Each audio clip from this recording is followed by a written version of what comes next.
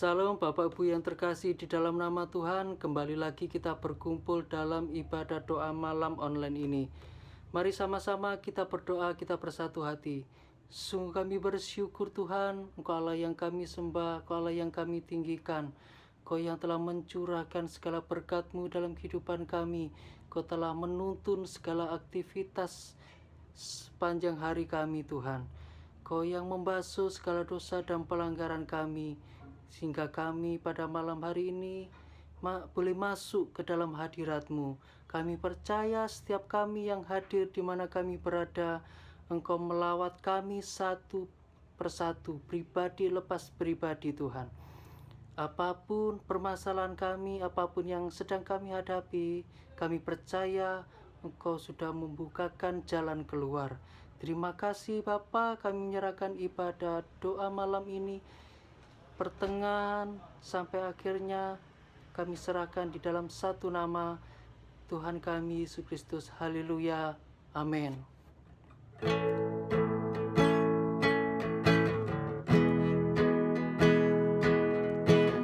Pujian dan syukurku ku bawa padamu dengan rendah hati ku persembahkan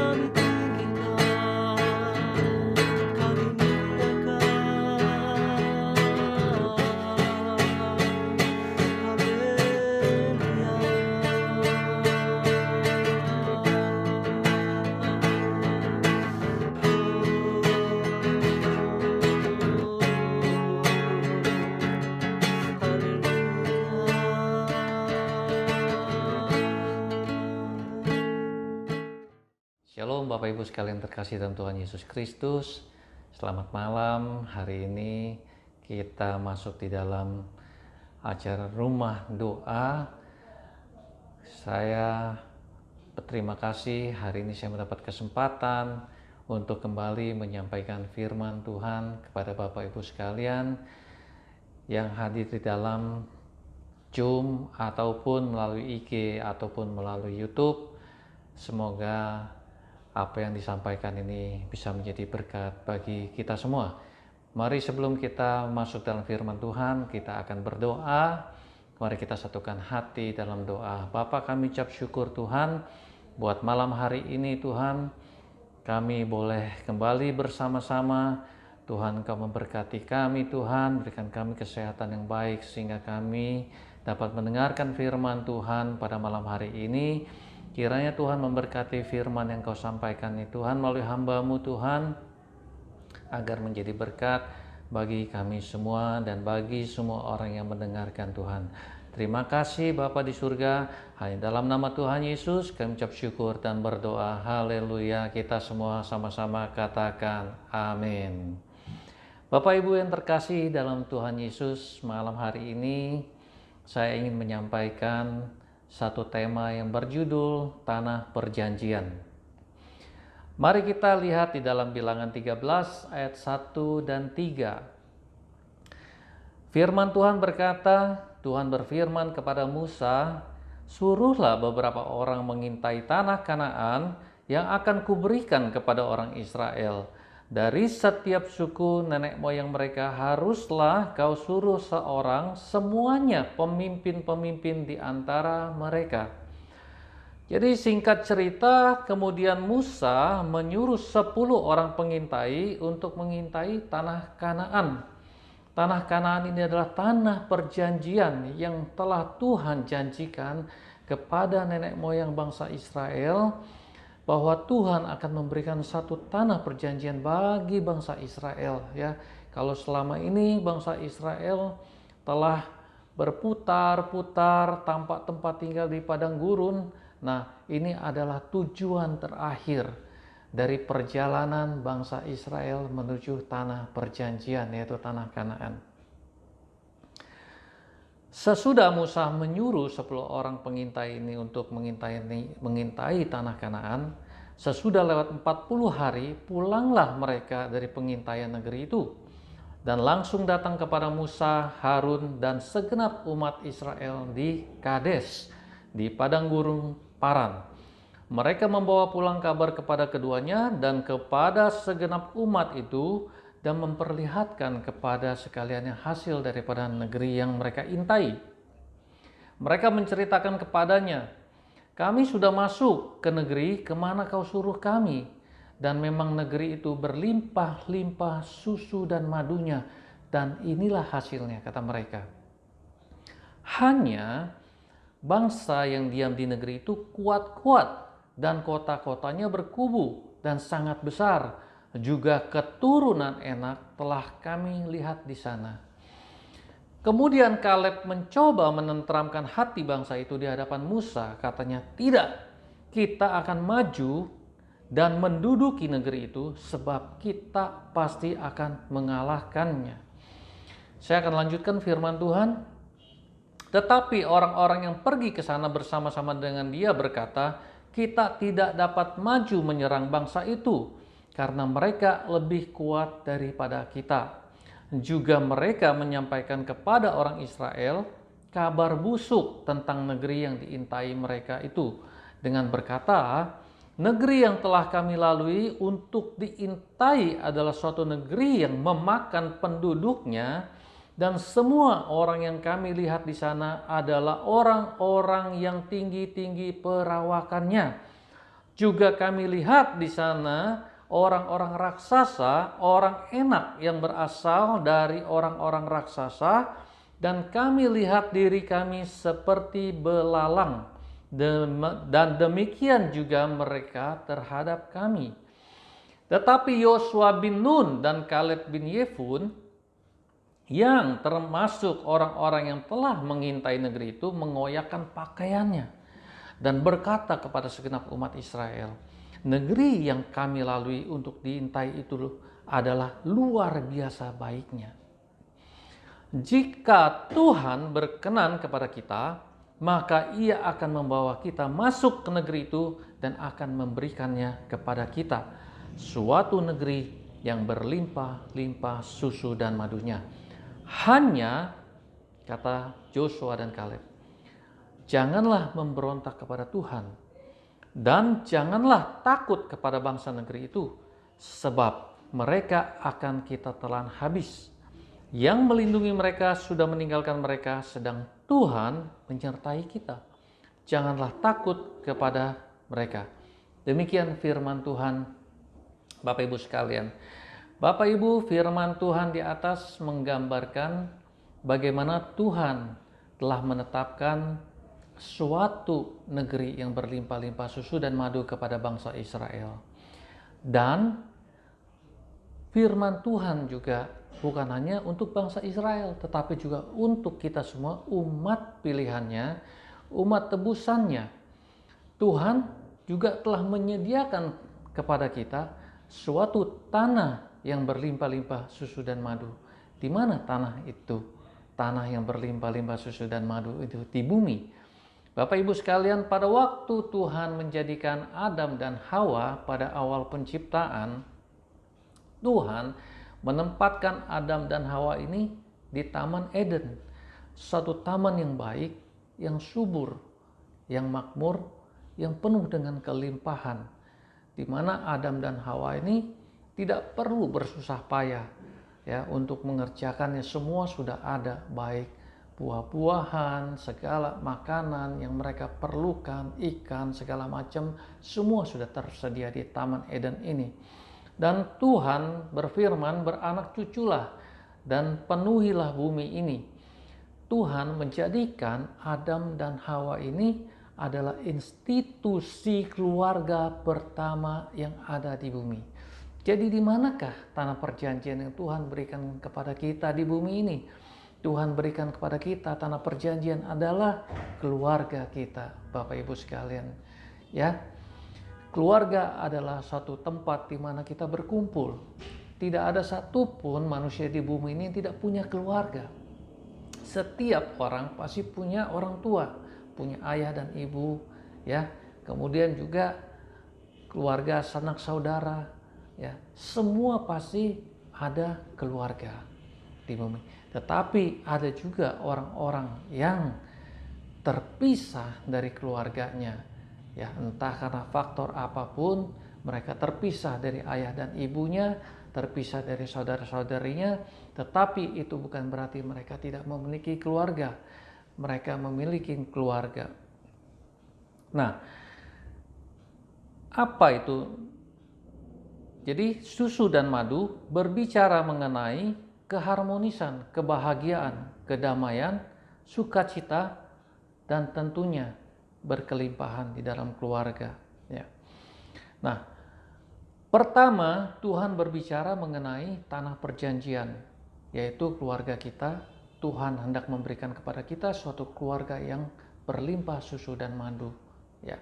Yang kedua, dari cerita tersebut di atas, waktu bangsa Israel itu masuk dan mengintai tanah perjanjian itu, mereka melihat adanya rintangan-rintangan.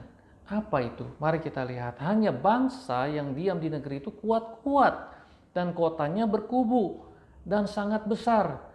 Dan juga mereka melihat keturunan-keturunan raksasa ada di sana.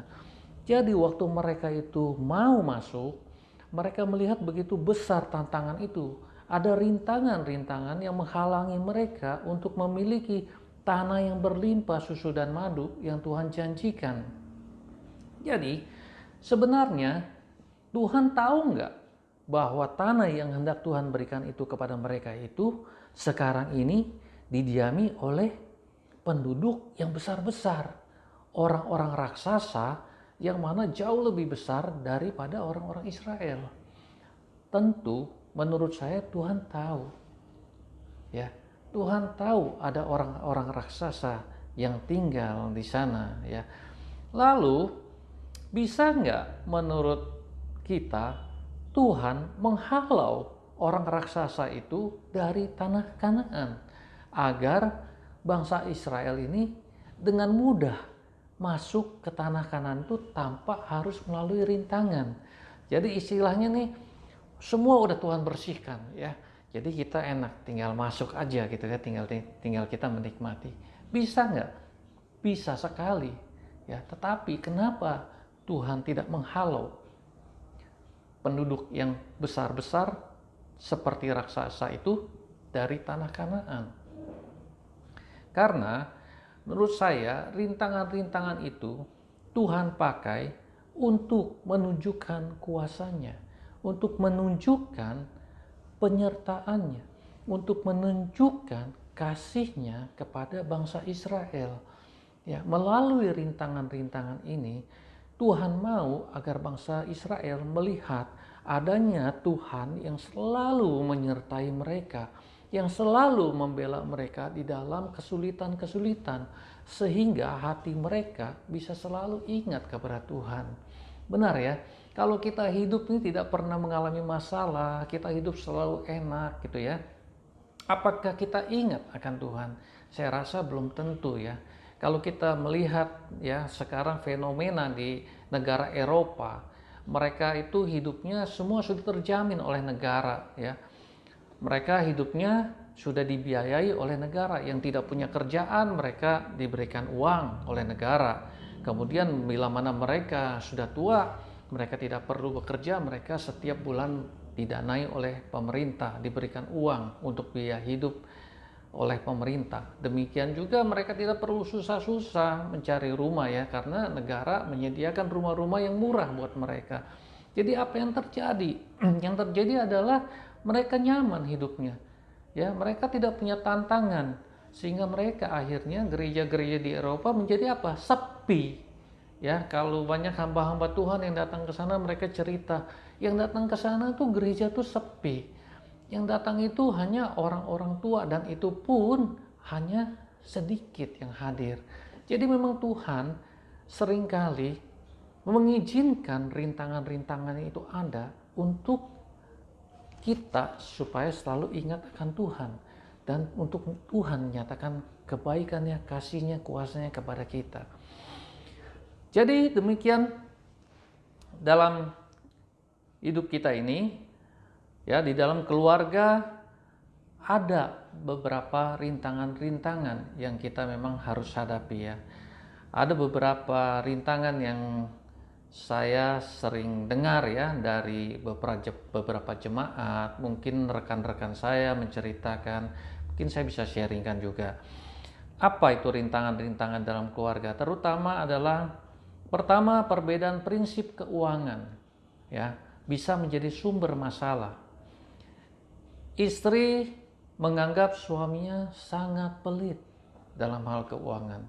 Jadi suaminya ini bukan orang yang nggak ada penghasilan ya, suaminya cukup lumayan penghasilannya, tetapi menurut istrinya ini suaminya sangat pelit waktu dia memberikan uang kepada istrinya untuk uang bulanan ataupun uang untuk dipakai untuk biaya anak-anaknya. Nah, sedangkan suaminya ini menganggap istrinya lah yang terlalu boros dalam pengeluaran ya. Nah, seringkali ini mereka akhirnya menjadi bertengkar karena faktor keuangan ini ya. Nah, faktor keuangan ini sangat penting dan sering menjadi masalah yang membuat suami istri itu bisa bertengkar dan menjadi ribut ya. Dan pada akhirnya malah rekan saya ini harus mengalami perpisahan karena faktor keuangan ini. Ya, sungguh tragis ya. Itu adalah rintangan yang menghalangi memiliki keluarga yang bahagia ya. Nah, yang kedua, ada juga suami yang tidak bertanggung jawab ya. Dia sebagai kepala keluarga harusnya dia bekerja mencari uang untuk kebutuhan istri dan anak-anaknya. Tetapi ada suami yang tidak mau bekerja. Dia malas bekerja ya, sehingga akhirnya istrinya lah yang harus banting tulang bekerja mencari nafkah buat keluarganya. ini juga adalah satu rintangan, ya, masalah di dalam keluarga, ya, sampai akhirnya istrinya dari pagi sampai malam harus bekerja, pontang-panting, ya, naik motor antar barang, ya, pesanan-pesanan, dan anaknya sampai juga kurang terurus. Ini juga suatu masalah. Ada juga suami yang ringan tangan, sering memukuli istrinya, sering memaki-maki istrinya kalau mereka sedang dalam masalah. Ini pun rintangan yang menghalangi keluarga yang bahagia, ya. Kemudian juga ada pasangan yang memiliki karakter yang keras. Jadi si suaminya punya karakter keras, istri juga punya karakter yang keras. Masing-masing merasa diri mereka benar, ya, sehingga tidak pernah terjadi kesepakatan di antara mereka, dan seringkali akhirnya mereka menjadi ribut. Nah, ini adalah sebagian rintangan-rintangan yang seringkali dialami di dalam suatu keluarga, ya. Nah, jadi kita akan lihat lanjut kembali firman Tuhan. Yang ketiga, poin yang ketiga yang ingin saya sampaikan adalah mengandalkan diri sendiri. Nah, firman Tuhan berkata seperti ini, tetapi orang-orang yang pergi ke sana bersama-sama dengan dia berkata, kita tidak dapat maju menyerang bangsa itu karena mereka lebih kuat daripada kita. Juga mereka menyampaikan kepada orang Israel kabar buruk tentang negeri yang diintai mereka dengan berkata, negeri yang telah kami lalui untuk diintai itu adalah suatu negeri yang memakan penduduknya, dan semua orang yang kami lihat di sana adalah orang-orang yang tinggi-tinggi perawakannya. Kedelapan orang pengintai ini menggambarkan mengenai orang-orang yang mengandalkan diri mereka sendiri, ya, orang-orang yang mengandalkan pikiran mereka sendiri, sehingga begitu mereka melihat rintangan-rintangan yang besar itu, masalah-masalah yang besar itu, mereka merasa tidak mampu untuk menghadapinya. Memang secara manusia, waktu kita juga melihat masalah yang besar, kita juga seringkali tentunya tidak mampu. Kita merasa, wah, ini masalah terlalu besar buat saya. Masalahnya adalah mereka mengandalkan diri mereka sendiri, sehingga waktu mereka mengalami rintangan itu, mereka akhirnya mundur, ya. Mereka mundur, mereka menyerah waktu menghadapi rintangan itu. Nah, demikian juga dengan keluarga-keluarga Kristen, ya, banyak yang sama dengan kedelapan orang pengintai ini, ya, di mana waktu mereka menghadapi masalah di dalam keluarga, menghadapi masalah dengan pasangannya, mereka mengandalkan diri mereka sendiri. Pada akhirnya, orang-orang yang mengandalkan diri sendiri biasanya selalu menyerah dan bahkan berakhir dengan perceraian. Seperti yang saya ceritakan tadi mengenai salah satu sahabat saya, pada akhirnya mereka harus berpisah, ya. Itu adalah poin yang ketiga, adalah orang yang mengandalkan diri sendiri. Nah, poin yang keempat kita lihat adalah orang-orang yang mengandalkan Tuhan. Firman Tuhan berkata, tetapi Yosua bin Nun dan Kaleb bin Yefune yang termasuk orang-orang yang telah mengintai negeri itu menggoyahkan pakaiannya dan berkata kepada segenap umat Israel, negeri yang kami lalui untuk diintai itu adalah luar biasa baiknya. Perhatikan kata ini, jika Tuhan berkenan kepada kita. Poin yang pertama, Joshua katakan dan Kaleb katakan, jika Tuhan, artinya apa? Artinya begitu dia melihat masalah ini, dia langsung ingat akan Tuhan. Dia langsung hatinya terpaku kepada Tuhan, ya. Maka dikatakan jika Tuhan berkenan kepada kita, maka Ia, Tuhan, akan membawa kita masuk ke negeri itu dan akan memberikannya kepada kita suatu negeri yang berlimpah-limpah susu dan madunya. Nah, perhatikan kata selanjutnya, hanya janganlah memberontak kepada Tuhan. Perhatikan kata hanya janganlah memberontak kepada Tuhan. Artinya harus taat akan firman Tuhan. Ya, pertama Joshua mengatakan bahwa harus mengandalkan Tuhan. Yang kedua, Joshua mengatakan harus taat kepada firman Tuhan. Ya. Dan selanjutnya dikatakan, dan janganlah takut kepada bangsa negeri itu, sebab mereka akan kita telan habis. Ya. Perhatikan kata ini, mereka akan kita telan habis. Artinya, perhatikan kata kita berarti bukan hanya Joshua dan Kaleb, tetapi kita berarti bersama-sama dengan seluruh umat Israel.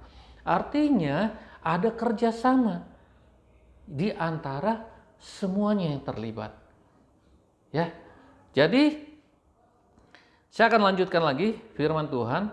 Mereka akan kita telan habis, yang melindungi mereka sudah meninggalkan mereka, sedang Tuhan menyertai kita. Janganlah takut kepada mereka. Banyak keluarga-keluarga Kristen yang memiliki sikap seperti Joshua dan Kaleb. Nah, ini adalah kabar baiknya yang luar biasa. Mereka juga sama melihat rintangan itu. Ya, mereka Joshua dan Kaleb juga sama melihat orang-orang raksasa itu. Sama mereka keluarga-keluarga Kristen, mereka juga menyadari ada masalah-masalah yang harus mereka hadapi di dalam keluarga untuk mencapai tujuan yang Tuhan tetapkan, yaitu memiliki keluarga yang bahagia, yang penuh dengan susu dan madu. Dan tapi mereka juga sama seperti Joshua. Pertama, mereka selalu mengandalkan Tuhan dan mereka taat akan firman Tuhan. Dan tentunya mereka harus bersama-sama suami, istri, dan keluarga. Sama-sama bersatu, berkomunikasi untuk mencari solusi dalam menghadapi rintangan-rintangan ini. Saya ingin memberikan beberapa ayat firman Tuhan juga yang Tuhan berikan untuk setiap keluarga, terutama adalah hubungan antara suami dan istri. Di dalam Efesus 5 ayat 25 dikatakan, firman Tuhan berkata, "Hai suami, kasihilah istrimu sebagaimana Kristus telah mengasihi jemaat dan telah menyerahkan dirinya baginya." Hai suami, kasihilah istrimu, firman Tuhan katakan, ya. Di dalam Efesus 5 ayat 28, demikian juga suami harus mengasihi istrinya sama seperti tubuhnya sendiri. Siapa yang mengasihi istrinya, mengasihi dirinya sendiri. Firman Tuhan mengatakan yang pertama, suami harus mengasihi istrinya, ya. Bukan dihajar istrinya, bukan ditampar istrinya, ya. Tetapi harus dikasihi istrinya. Nah, yang kedua, untuk istri, firman Tuhan di dalam Efesus 5 ayat 22 dikatakan, "Hai istri, tunduklah kepada suamimu seperti kepada Tuhan." Ya, artinya istri harus menghormati suaminya. Istri harus taat kepada suaminya. Tentunya kita harus perhatikan kata seperti kepada Tuhan. Ya. Kalau ada suami yang mengajarkan, memerintahkan istri untuk melakukan sesuatu yang bertentangan dengan firman Tuhan, saya katakan jangan taat. Ya. Taat itu dikatakan harus seperti kepada Tuhan, artinya seperti kepada firman Tuhan yang harus sesuai dengan firman Tuhan. Apabila suami memerintahkan untuk melakukan sesuatu yang sesuai dengan firman Tuhan, istri harus taat, melakukan sesuai dengan firman Tuhan. Ya, ada banyak orang berkata selalu begini, ya, waktu suami berantem dengan istri, suami bilang, "Kamu hai istri taat sama suamimu." Tapi taatnya harus seperti apa? Harus sesuai dengan firman Tuhan, baru kita taat, istri-istri. Ya. Dalam 1 Korintus 7 ayat 3 dan 4, firman Tuhan berkata, "Hendaklah suami memenuhi kewajibannya terhadap istrinya, demikian pula istri terhadap suaminya. Istri tidak berkuasa atas tubuhnya sendiri, tetapi suaminya. Demikian pula suami tidak berkuasa atas tubuhnya sendiri, tetapi istrinya." Jadi firman Tuhan ini berkata harus ada kesatuan antara suami dan istri. Harus ada kesatuan, bukan lagi perpecahan. Ya, untuk kita bisa memiliki keluarga bahagia, tanah perjanjian yang Tuhan sudah sediakan buat kita. Banyak orang bilang begini ya, yuk kita menghadirkan surga di dalam keluarga kita. Itu sangat benar. Artinya surga itu adalah tempat yang indah. Surga itu adalah tempat yang damai. Ya, di dalam keluarga memang harus ada surga di dalam keluarga. Ya, itu adalah tujuan yang Tuhan berikan buat kita semua umatnya, ya, anak-anaknya. Nah, jadi saya akan berikan satu kesimpulan. Jadi kunci untuk memiliki keluarga yang bahagia, yang berlimpah susu dan madu dalam keluarga adalah pertama, kita harus yakin bahwa Tuhan memang telah merancangkan suatu keluarga yang bahagia buat kita semua anak-anaknya. Tuhan tidak pernah merancangkan satu keluarga yang kacau balau, tidak pernah. Kalau ada keluarga yang sedang mengalami masalah, ada yang bilang, Tuhan kenapa engkau berikan aku pasangan yang seperti ini? Tuhan kenapa engkau berikan aku masalah yang seperti ini? Itu bukan dari Tuhan. Karena Tuhan selalu merancangkan yang baik buat kita semua. Hanya kita harus memiliki sikap yang baik. Nah, yang kedua, kita juga harus menyadari bahwa di dalam kita ingin mencapai sesuatu, yaitu keluarga yang bahagia. Ya, tentunya kita juga harus, ada rintangan-rintangan yang berusaha untuk menghalangi kita. Sama seperti pada waktu Adam dan Hawa, iblis sengaja ya menghancurkan Adam dan Hawa, menggoda Hawa untuk memakan buah terlarang. Nah, sama akan ada rintangan-rintangan dari si iblis yang berusaha merintangi kita memiliki keluarga yang bahagia. Yang ketiga, janganlah menggunakan kekuatan sendiri dalam menghadapi rintangan-rintangan, karena pada akhirnya kekuatan sendiri itu akan membuat kita menyerah. Ya. Yang keempat adalah selalu mengandalkan Tuhan dan taat akan firman Tuhan dan bergandengan tangan dengan pasangan dalam menghadapi berbagai rintangan. Saya percaya bila mana kita bergandengan tangan, baik suami istri maupun anak-anak, kita akan dapat melewati rintangan-rintangan yang ada. Saya sangat percaya ya, kalau kita bersatu dalam keluarga, tidak ada yang mustahil, apalagi kita mengandalkan Tuhan.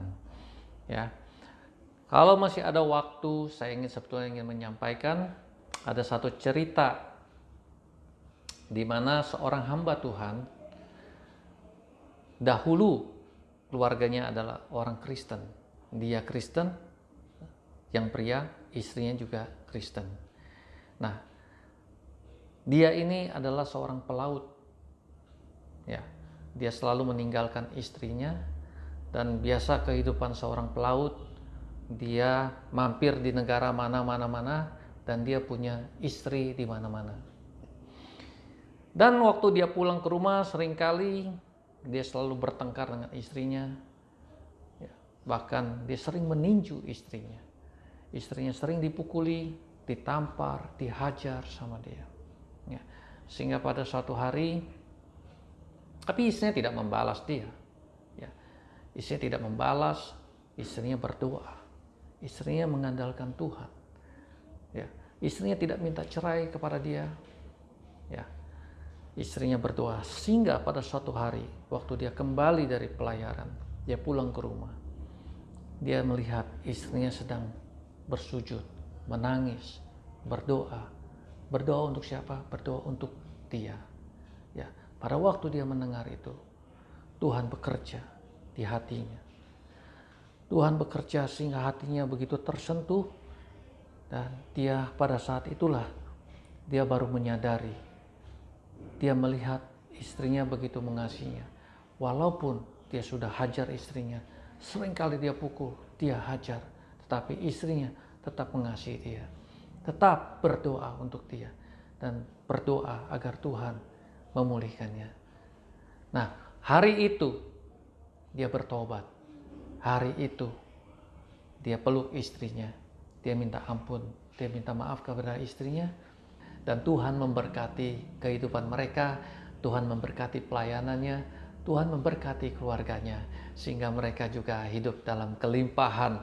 Ya, Tuhan memelihara mereka. Demikianlah orang-orang yang mengandalkan Tuhan. Ya, demikianlah orang-orang yang taat akan firman Tuhan. Demikianlah ada akhirnya orang-orang yang mengasihi Tuhan. Apa yang Tuhan berikan adalah kemenangan. Apa yang Tuhan berikan adalah kebahagiaan. Apa yang Tuhan berikan adalah keluarga yang penuh berlimpah dengan susu dan madu. Demikian firman Tuhan yang ingin saya sampaikan kepada Bapak Ibu sekalian. Kita berharap, dan saya berharap kita semua memiliki keluarga yang bahagia di bumi ini, dan tentunya nanti di surga. Dan di bumi ini kita boleh memiliki keluarga yang menjadi panutan bagi banyak orang, keluarga-keluarga Allah yang mengasihi Tuhan dan juga diberkati Tuhan. Sebelum saya tutup khotbah ini, kita berdoa. Mari Bapak Ibu sekalian terkasih, kita satukan hati dalam doa. Bapa, kami ucap syukur Tuhan buat sharing firman Tuhan pada malam hari ini. Tuhan, hamba-Mu ini terbatas, tapi biarlah Roh-Mu yang kudus Tuhan, yang tidak terbatas Tuhan, bekerja di dalam setiap hati kami Tuhan. Ya Tuhan, kami boleh senantiasa mengandalkan Engkau dalam setiap masalah hidup kami Tuhan, terutama di dalam keluarga. Kami tidak mengandalkan diri kami Tuhan, tetapi mengandalkan Engkau. Dan kami boleh senantiasa taat akan firman-Mu Tuhan. Dan kami boleh bersama-sama bergandengan tangan bersama pasangan kami dan keluarga kami Tuhan, untuk kami bisa menyelesaikan setiap rintangan yang ada. Kami percaya Tuhan juga turut campur tangan memberikan kemenangan bagi kami Tuhan. Dan Tuhan sendiri yang akan menghalau setiap rintangan-rintangan itu bagi kami. Terima kasih Tuhan Yesus, berkati setiap yang mendengar firman-Mu Tuhan, dan berkati juga hamba-Mu Tuhan yang menyampaikan firman-Mu Tuhan. Biar Tuhan kami boleh semakin bertumbuh dan berbuah lebat di dalam Engkau Tuhan Yesus, dan memuliakan nama Tuhan. Di dalam nama Tuhan Yesus kami ucap syukur dan berdoa. Haleluya. Amin. Selamat malam Bapak Ibu sekalian. Tuhan Yesus memberkati. Shalom Bapak Ibu Saudara yang kasih dalam Tuhan Yesus Kristus. Saya mau mengucapkan terima kasih untuk Andre yang telah memimpin kita dalam pujian dan penyembahan, dan juga untuk Pastor Robin yang telah membawa firman. Biar firman Tuhan itu benar-benar tertanam di dalam hati kami, ya, akan berakar, bertumbuh, berbuah untuk kemuliaan nama Tuhan. Saudara yang kasih dalam Tuhan Yesus Kristus, jangan lupa ibadah hari Minggu, ya, jam 11 lewat Zoom IG, ya, biar kami berkumpul kembali dan kami menerima firman Tuhan untuk lebih lagi bertumbuh di dalam rencana dan kehendak Tuhan. Mari kita berdoa. Bapa kami yang di surga, kami bersyukur dan memuliakan Engkau Tuhan. Terima kasih Bapa atas kasih-Mu, atas pertolongan-Mu, atas kekuatan yang Engkau berikan kepada kami melalui pujian, penyembahan, dan juga melalui firman yang kami boleh dengar pada malam hari ini Tuhan. Tuhan, kami berdoa supaya firman itu benar-benar tertanam di dalam hati kami dan mengubah seluruh aspek kehidupan kami untuk semakin melihat kepada Engkau. Karena kami tahu Tuhan, semua berasal daripada Engkau sendiri. Terima kasih Bapa. Kami berdoa untuk Ibu Gembala, untuk Bu Leo Tuhan. Kuatkan dan teguhkan hatinya Tuhan, supaya dia boleh mengerti rencana dan kehendak-Mu Tuhan. Supaya dia boleh mengandalkan Engkau dalam seluruh aspek kehidupannya Tuhan. Biar matanya tertuju kepada Engkau. Karena dari situlah pertolongan kita, kekuatan kita, perlindungan kita Tuhan.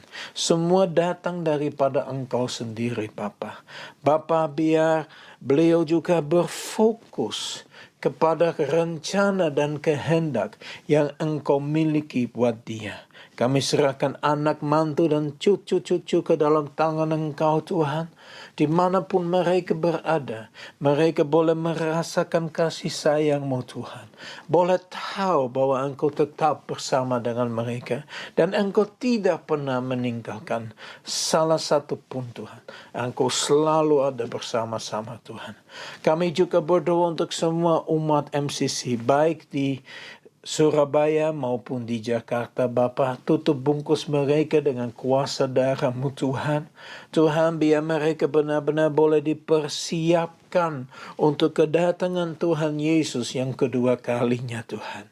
Tuhan, supaya mereka akan berfokus kepada Engkau, menantikan Engkau Tuhan. Tuhan, kami berdoa, datanglah ya Tuhan Yesus, datanglah kembali untuk menjemput umat-Mu Tuhan. Tuhan, kami bersyukur untuk bangsa negara kami Indonesia Bapa. Kami berdoa untuk hikmat marifat kepada pemimpin-pemimpin bangsanya, untuk Bapak Presiden Joko Widodo dan seluruh aparat pemerintahan Tuhan. Tuhan, juga kami berdoa sampai yang terkecil Tuhan, biar benar-benar dipimpin oleh Engkau Tuhan. Kami berdoa Bapa, belas kasihan-Mu Kau curahkan bagi bangsa negara kami Indonesia Tuhan. Kami berdoa roh pertobatan boleh dicurahkan Tuhan. Orang akan mengubah pikirannya. Mereka akan berbalik dari jalan jahat.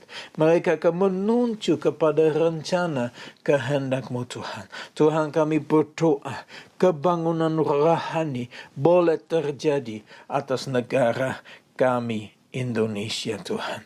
Begitu juga Bapa, kami serahkan bangsa Israel ke dalam tangan Engkau Tuhan. Kami berdoa untuk damai sejahtera bagi kota Yerusalem. Kami berdoa untuk damai sejahtera bagi seluruh bangsa dan negara Israel. Israel adalah biji mata-Mu Tuhan. Dari kejadian sampai sekarang ini Tuhan, mereka tetap umat-Mu Tuhan. Tuhan, kami berdoa untuk roh pertobatan Tuhan. Tuhan, biar mereka mengalami Yesus Kristus sebagai Mesias, sebagai Tuhan, sebagai Juru Selamat Tuhan. Mereka boleh mengenal pribadinya Yesus. Bagaimana Paulus mengenal Engkau, bangsa Israel boleh mengenal Engkau Tuhan. Biar umat-Mu Tuhan akan berbalik kepada Engkau Tuhan, dan benar-benar menerima Engkau Yesus Kristus Tuhan dan Juru Selamat Tuhan. Terima kasih Bapa. Bapa, kami serahkan minggu ini ke dalam tangan Engkau Tuhan. Lindungi kami, tutup bungkus kami dengan kuasa darah-Mu Tuhan. Kuatkan, teguhkan hati kami semua Tuhan. Kalau kami tetap bekerja dari rumah, atau kami lagi kuliah atau belajar dari rumah Tuhan, Tuhan, biar Engkau tetap kuatkan kami Tuhan, untuk bisa melakukan segala tugas yang Engkau sudah percayakan kepada kami Tuhan. Terima kasih Bapa. Kami sungguh bersyukur kepada Engkau. Kami sungguh meninggikan Engkau. Kami sungguh memuliakan Engkau Tuhan. Karena Engkau layak menerima segala pujian, hormat, syukur daripada kami semua Tuhan. Dan saat ini Tuhan, biar kami benar-benar dipersiapkan. Biar hati kami dipersiapkan Tuhan, untuk benar-benar boleh menerima berkat daripada Engkau sendiri. Bapak Ibu Saudara yang kasih dalam Tuhan Yesus Kristus, mari kita bangkit berdiri, mari kita mengangkat tangan di hadapan Tuhan, mengangkat wajah kepada Tuhan.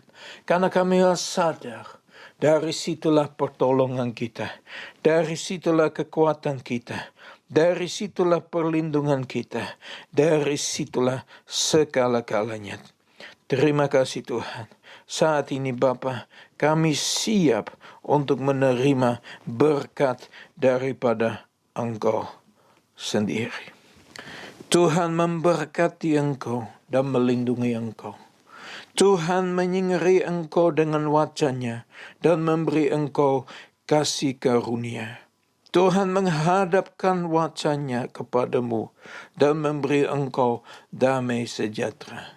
berkat yang berlimpah-limpah dari Allah Bapa kami yang di surga, kasih yang sempurna di dalam Tuhan Yesus Kristus, persekutuan yang manis dengan Roh Kudus, menyertai kita semua, mulai saat ini sampai Maranatha, Tuhan Yesus datang kembali untuk kedua kalinya, sampai selama-lamanya. Yang percaya berkata sama-sama, Amin. Tuhan Yesus memberkati. Selamat hari Kamis. God bless you all.